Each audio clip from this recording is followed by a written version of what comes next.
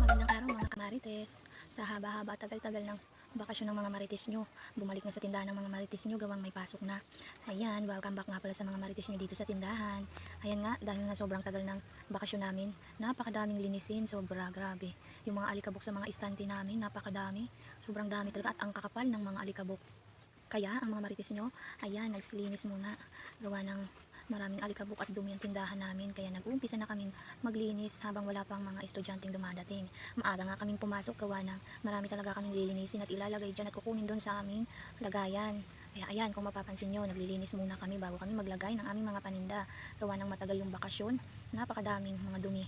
At ayan na nga, naglalagay na nga kami ng mga paninda. Kinukuha na namin dyan sa aming aparador. Wow, aparador pala yan. At ayan, dahil nga natapos na kaming maglinis ilalagay na namin yung mga kailangang ilagay dyan para mamaya wala na kaming gagawin at paupo-upo na lang ang mga marites nyo. Gawa ng 1 week lang din tong pasok dahil malapit-lapit na din ang bakasyon talaga. Dahil nga mag-graduation na ang mga marites nyo, tambay na naman ang tuluyan. Ay nako, ano na naman kayang gimmick ang gagawin ng mga marites nyo para kumita. At dahil nga matagal-tagal yung bakasyon yun, siguradong walang kita ang mga marites nyo. Kaya mag-iisip na naman ang mga marites nyo kung anong gagawin at para kumita.